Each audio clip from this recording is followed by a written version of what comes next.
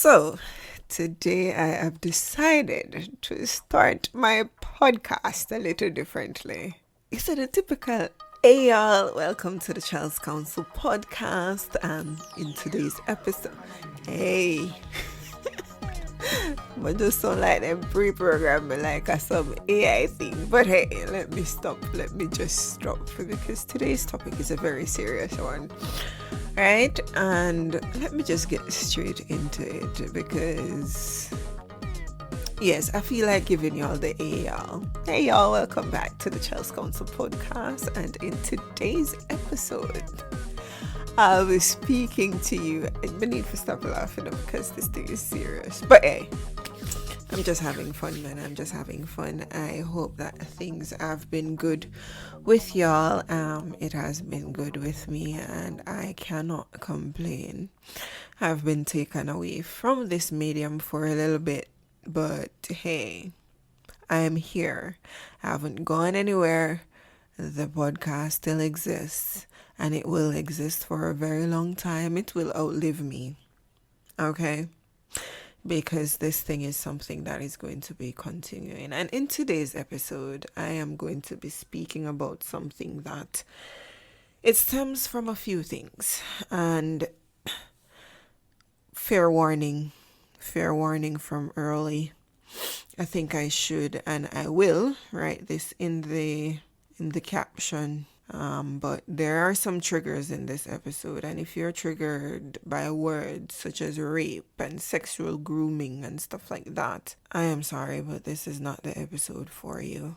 I understand your triggers, I understand your trauma, and hence I am taking the opportunity to warn you from early before I get into it, because I understand that these things can be triggering for persons who have experienced some things in their lives, and I don't want to be one of those persons who are insensitive to your struggles and what you would have dealt with in your past. So without further ado, this podcast episode will be focusing on rape and sexual grooming.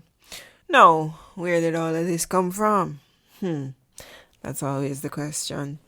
So I posted something that seemed to be ruffling some feathers. And this is in my personal contact list now. It's not on social media or anything of that sort. So it goes something like this. Some men have predominantly rapist tendencies, right? Like their very first thought when they see a woman is to take advantage of her sexually and any other ally. I speak like that on my statuses. Alright. These types of men don't care about consent when it comes to anything at all. Something in their heads tell them that it's dominance. No, sweetheart. You're just an abuser and a rapist. And if you feel some type of way about my comment, maybe you should check yourself. That was my post. End of quote. Okay? So yes, I got a few responses on that post. But I just want to say that where I'm coming from with this is nowhere malicious or anything of that sort. Where I'm coming from with this is based on experience that I myself would have had with men, and that persons that I am associated with, women that I am associated with, the experience that they would have had with men, right? Recently, I saw a TikTok post. As a matter of fact, this was sent to me by one of my male friends because we were having a conversation surrounding all of that, that post and all of the experiences that we would have had. And he sent me this TikTok video about this man of 63 years old, this pastor, right? This man of the cloth, as they like to call themselves. He's 63 years old. He marries a 18-year-old girl. Now, a lot of persons jump into her comments talking about, hey, it may not be sexual grooming. Like, the fuck? I'm sure it is. Okay? Because there has to be some amount. She's just 18 years old. Okay?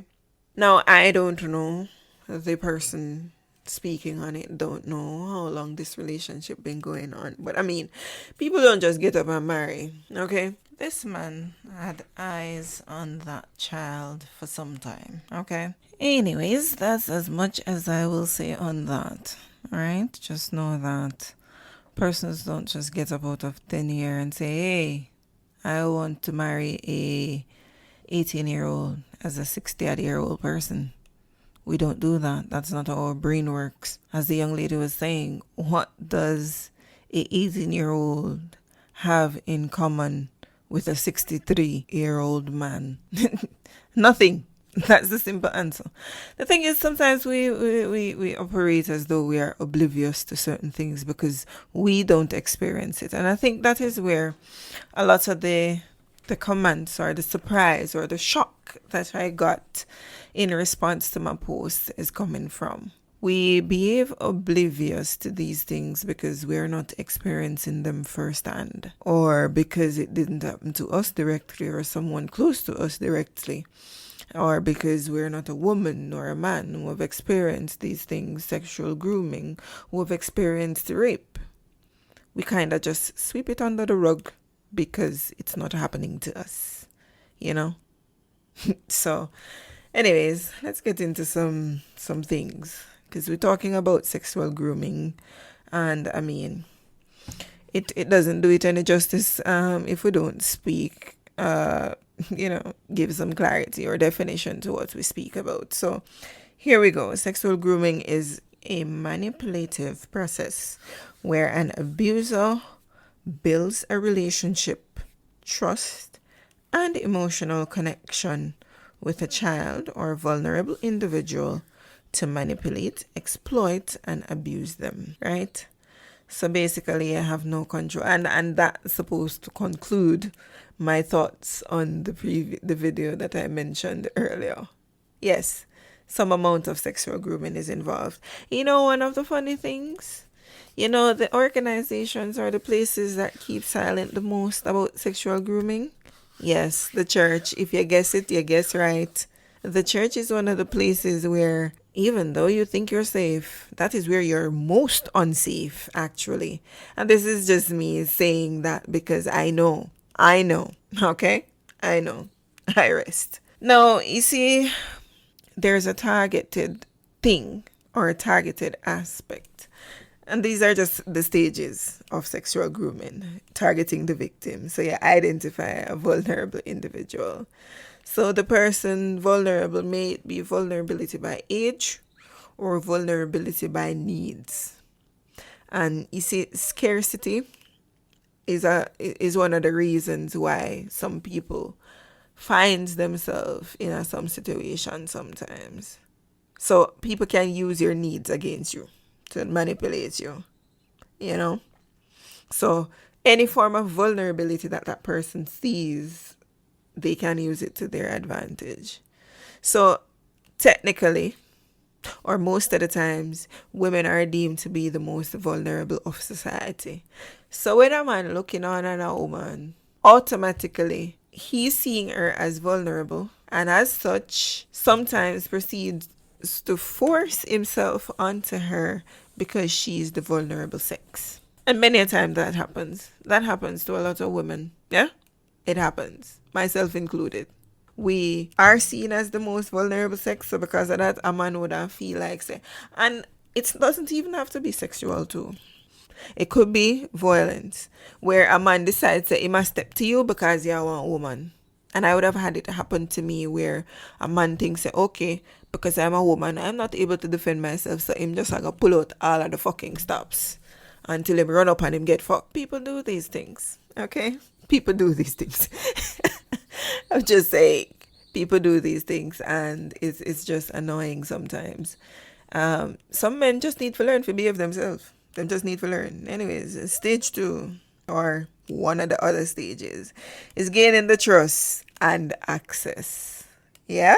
So you befriend the victim and you befriend their family. Now this I can speak to firsthand. This part of it, creating the sense of trust. I would have experienced some stuff in my past where, You have some people, they befriend the family in an effort to get close to you or get access to you. And I have experience where my guardian at one point, not my mom, not my parents now, I had a guardian at about age 7. At one point, literally get at me because I refused to hug a grown-ass man. One man will always visit the yard, seen? And his habit is to hug us. I never liked it, you know. This was a household that had young children. These children were between the ages of, 7, 8, because I think I was 7 at the time when it happened. Ages of 7 to 13, 14. Those were my cousin and myself, bigger sisters, and, one brother. I had a bigger brother. My cousin have bigger sisters, right? The household was basically filled with girl children. This man make it a habit to come at the yard, and it's a habit to hug people. Long time, like when people, at least grown adults, hug me. And my guardian would get at me because I refused to hug this man. I am not blaming my guardian because I figure more or less that said guardian at the time never realized that that is what that is. The getting close, to the family so that you can have access to the children. Over time, who knows if that thing had continued, because the man didn't have me off. As a 7-year-old, I can't imagine a grown-ass man vex with a 7-year-old because a 7-year-old decide that she not hugging you. You can imagine if that was allowed to continue, right? And I'm just thinking, no. If I had allowed myself to be accessed by this man for, let's say, when I become older and older and older, before you know it, this man will probably want to whisper in my ears and tell me, say, the best thing could have ever happened to me. And then know me, not having any form of other experience, I probably don't believe it. Because it's been happening for years. It probably, let's say, it happens at 7 and it continues until I'm 12, 13, 14, 15, 16, until I become 18. How well heap of years that, A whole heap of years that film tell me all sorts of things, manipulate my little brain and all them things. So, and this is how these things work. This is how sexual grooming works, yeah? Let's get back to the other part that I spoke of, the fulfilling of a need. This is one of the stages too, providing gifts, attention, or assistance to the person in need. You see how it comes full circle now? If your parents not have it, your people not have it, this person have it, this person will come present it.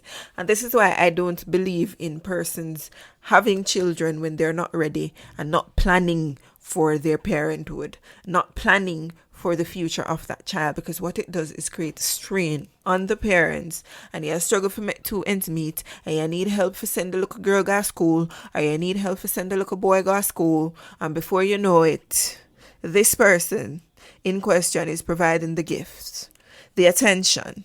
They might provide the school fee, one book bag or something, some form of assistance. And then when the time comes, they strike. You see? So it's all a ploy, a game. And some people are very, very good at this. So much so that you will not notice it. If you're not careful, if you're not observant, if you as a parent is not observant, you will not notice it. One of the things I always have a problem with, you see, grown men who often want to befriend teenagers, I always have a problem with that. Because what can you and a teenager communicate about? We don't have in a common. What you could have want so that you hang out with a pitney. What you could have want so that you hang out with a pitney. I have a problem with it. Moving on. Next stage, isolation. You separate the victim from their peers or their family. Now, the isolation can just be happening between the child and the abuser. It may not be happening openly. It may be a covert thing.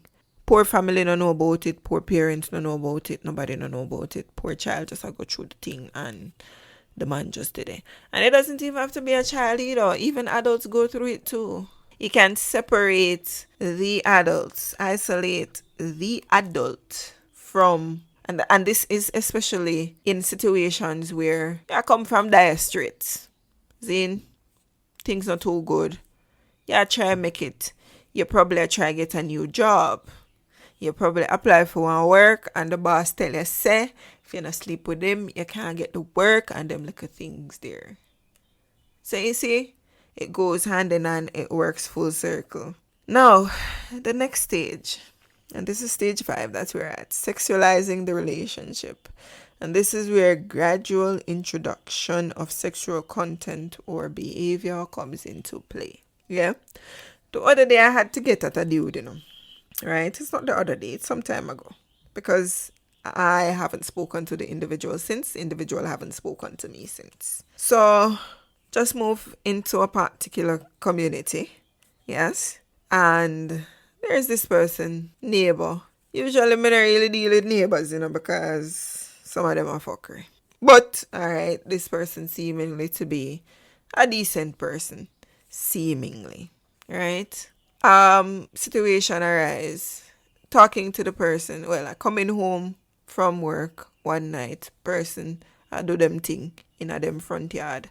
Shout me. I walk over to said person. Right? Person today I have a conversation. We've been having a normal conversation like I think a normal human being should. Alright? So I am just there. I realize there are some little things that, first of all, there was an assumption. There was an assumption, not going to say what it was and stuff like that. Separate and apart from that, this person could tell me how much people come visit me and who a colleague from who they think is not. And I ask this person, why is this of interest to you? Because at the end of the day, I am a grown-ass woman and whomever visits me, that are my business, right?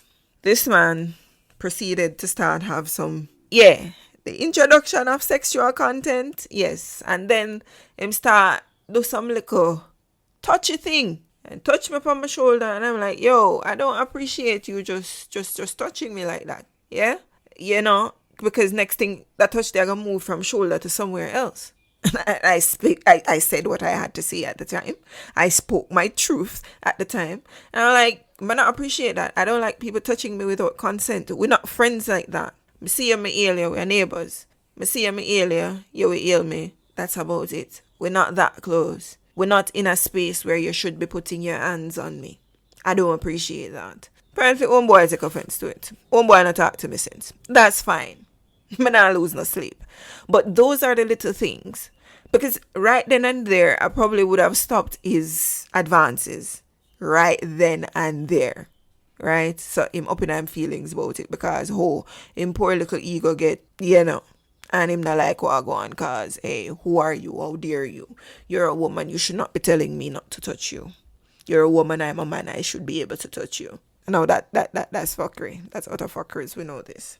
Anyways, moving right along. So because him in him feelings, him not really deal with me. That's good. That's great. Actually, I think I would have saved myself some trouble right there. Stage 6. Maintaining control. They use secrecy, blame, or threats to maintain the victim's silence. Secrecy, blame, or threats. The threats may work depending on the blame. Does work. That much I am sure it does work. The blame is blaming you, the victim, for putting yourself in the position. And the blame may not necessarily come from the manipulator or the person that is doing the thing to you. The blame may come from somebody else, maybe someone close to you, like your family or your friend. Like when a child touched wrongfully and a child go and complain. And the first thing the parents are going to ask, so what you done do wrong, so why him get for touch you? You see that is the blame, the victim blaming. That is one of the things that keep people silent and the control is maintained over time. Now, the manipulator themselves might choose to employ some of them blame thing there and them secrecy thing there. Secrecy telling like, hey, you have to... And now, you have to keep it a secret. You can't tell nobody because if you do this, that, blah, blah, blah, blah, blah. People are going to look at you weird, whatever. And there is where the manipulation comes in and the little threats, them say, boy, if you talk, I'm going to take with this from you. I am going to stop assisting you. I am going to stop gifting you. and them little thing. So, yeah, it's a slippery slope. It's a sticky little thing. And then you have a lot of persons, particularly men, that does these things. Now, it's a woman no manipulate, now it's a woman no sexual groom, but it is more prominent along the lines of men. All right, it more prominent, and we're gonna call a spade a spade. I am not bashing men, but some men, this is how they operate. They operate from a space of manipulation. That is how some men operate, because apparently them self-confidence and them thing not up there enough for them just be true and just do diligence by the people that they're trying to get in with, So them have to resort to them looking for career. And we're not going to just sit down and silence about it because these things have effects. Them have effects on people. Long-term psychological trauma. People have to go through loads and loads of counseling because they've gone through so much.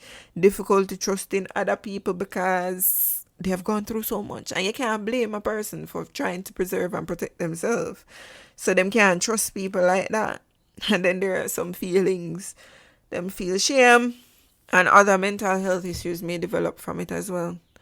So not because it's not happening to us directly doesn't mean we should sweep it under the rug and leave it at that. Because there are persons where them can't speak for themselves. I think the only reason why I escaped certain things as a teenager coming into my young adult life, I was telling my friend this, the only reason is because I was angry and aggressive. And I had to get anger management for those things. I had to go through a series of reworking how I view things. I grew up aggressive as a teenager because it was a constant fight. I had to fight to keep my innocence as a teen. I had to fight to keep my innocence. And because I had to fight to keep my innocence, I was aggressive as fuck. I was also angry. I remember one point in my 20s, early 20s, I think it was about 21 or 22, somewhere there about. I had to sit down with myself and ask this question. Why am I so angry? Why am I so aggressive? What is the reason for it? And I had to work through that. I had to see a therapist and worked through that. Because I knew that it was not my natural disposition, but because I was forced to. Because I lost my mom at 15. I lost my mom at age 15. And the moment I lost my mom, the moment I got the call that my mom died, I knew I was on my own. And I knew I was in for a fight. Because when she was around, I was fighting. She never knew. Why? Because me just thinks that my mother did too burdened with everything, raising all of us on our own. She was a single mother with 4 pitney. Raising all of us on our own. I thought she had too many things on her mind at the time to deal with me and my little problems them. Mistake number 1. Okay? Parents are supposed to protect you. So I was forced to grow up, be an adult, before I was even an adult. You see me? And that's fine. That's fine. It happened. I made peace with it. I'm okay with it. It made me into the woman I am today. It made me into the person I am today. And yes, certain fight me never did really want, but hey, I never had a choice. Okay? Never really want the fight. Because at the end of the day, children are supposed to be children. Kids are supposed to be kids. Teenagers are supposed to be teenagers. They should not be forced to be adults before their time. And all we get them sweet life. Zine? And all we get it. That's okay. That's alright. Now, moving on to the next bit, which is rape. And I'm not going to stay long on this because we all know what rape is. A form of sexual assault involving non-consensual penetration, often involving force, coercion, or threats. Rape is a serious thing. And it happens too often to too many people around us, both men and women. I remember seeing one of the worst cases in my life, and it rests in my brain. Many of you may not know, but I studied forensic science, which requires me giving evidence, going into court, collecting evidence, processing evidence, going into court and stuff like that. While I was studying, there was this case before the court. This case involved a little boy, 6-year-old. Yes? and 6-year-old was molested, right? And the young boy, he was being molested for some time, but his mother did not notice. And this is why I not believe, say, women should work for the first 5 years of their lives. That's a part of my thing. First 5 years of your child's life, those are the formative years. Those are the years where you need to pay attention to what is happening to your child, especially if your child is interacting with the outside world. If you're too busy working, you can't go see certain things. Anyways, case come before the court. Child was molested. When I looked at that child, sweet, innocent in the face, and think about the things that is going to, the impact that this is going to have on this child, I literally broke down crying. The child is 6. Not sure what is happening to him right now. He's standing there right in front of the courts. 6 years old. Not sure what is going on. He just knows say one unpleasant something happened to him, and here we are in court. But when he is making sense of things as he grows older and older and older, there's physical injuries, right? There's psychological trauma. And God forbid, if there is sexually transmitted infections, right? Now, this is a boy child, so pregnancy, we can't X out that, but pregnancy for the girls. Yeah, pregnancy for the girls. PTSD, and we don't know how our brain develop over time, or brains might develop differently. So some people may be able to work through it, get over it, and PTSD don't trouble them. But not all persons can. Yes? There's depression, there is anxiety, and there's other emotional and psychological trauma. Now when you sit down and you look at your 60-year-old pitney, you look at your 6-year-old child, and you're thinking that all of these things maybe is reality. Now tell me. Nobody wants that for their children. And it is just sad that persons still, to this day, turns a blind eye on these things. People are still brushing rape under the rug. People are still, don't talk about it. Don't say that word. And, I have a problem with this thing where these days, I understand the triggers. I understand it totally. But I have a problem where they're sensitizing persons to, or, censoring. Yeah, I don't think sensitizing, because them not doing no sensitization at all. Censoring persons from speaking about rape openly. Now, people need to know, and I guess with that censoring, there comes the part where victims cannot openly say, hey, I have been raped, I have been molested. Yeah? Man, them need to get them shit together. That's all I'm saying. Man, them, get on a shit together. Get it together. Yes?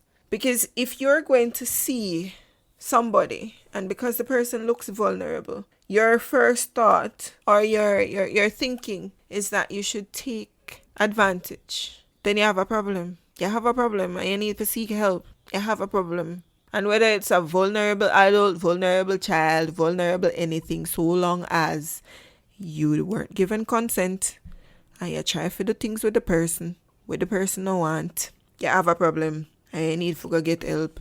Either that or you gotta do something with yourself. Yeah, because you're not a safe person. You're not a safe person. And if the first thing you do when you see a vulnerable person is to think of how to take advantage of that person, you're not safe. You're not safe. And I did say to my friends that, hey, I said some men predominantly have rapist tendency. Yes, they do.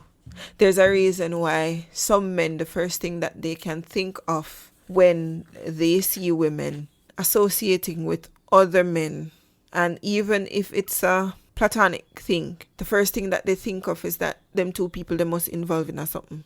They can't be platonic friends. You see that? That's a predatory thought and a predatory behavior. If your thought is that a man and a woman cannot be platonic friends, you have some skeletons we need to come out of your closet, and you have some baggage we need to unpack, and you have some demons we need to cast out. Yeah, man. Yeah. Things that we need for work pan. All right. Anyways, I think I have spoken enough on this thing. Of course, there's not enough time to have conversations about these things. But hey, if you're somebody who knows me directly, knows me personally, feel free. Reach out to me. Conversation can continue. Right? If you're somebody listening on YouTube, the comments are open. The comments are always open. I do read the comments. I do check my emails. If you decide to reach out to me via email, I check the emails too.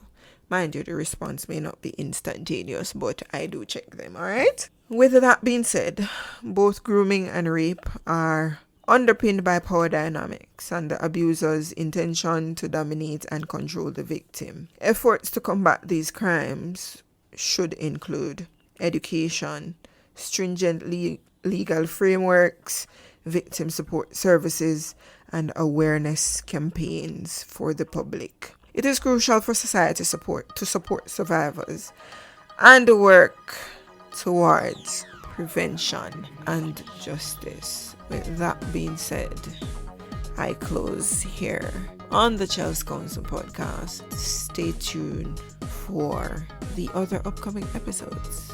Until then, take care of yourself, keep safe, and protect yourself at all costs.